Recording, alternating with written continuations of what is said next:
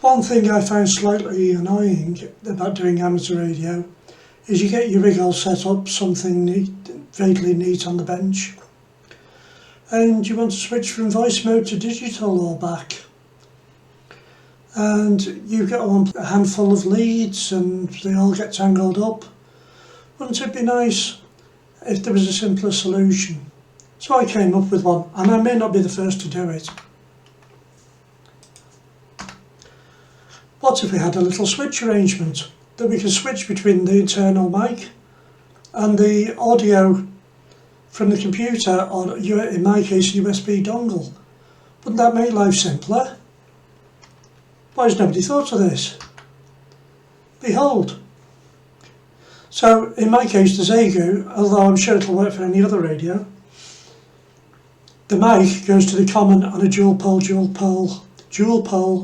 throw switch. Never had to say that out loud. Goes to the wiper on there and can switch between the external mic and the PC dongle. Obviously mic goes to speaker and speaker goes to mic on the dongle or computer. And then the speaker goes to the slider on the other one. I tend to run an external speaker, so it's a minor inconvenience to have it switched that way. Or it goes to the mic socket on the PC. So I ordered a couple of 3.5mm sockets that we can see here with ring tip and sleeve connections. Now I'll hold my hand up and say this is not the neatest soldering. I made the mistake of wiring it up in situ, and I'd already glued in the sockets. I found it a little bit difficult to access the connections on the switch.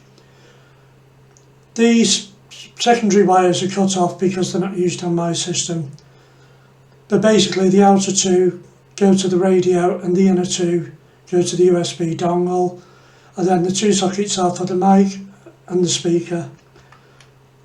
And then we can switch between voice mode and digital mode by switching that up or down. I've found this really convenient to use. The one thing you shouldn't do though is connect the common or earth terminal on the two sockets together. You can cause instability problems. And it's just an off-the-shelf 5 amp switch or whatever. And yeah, it works. What can I say? I found it very useful.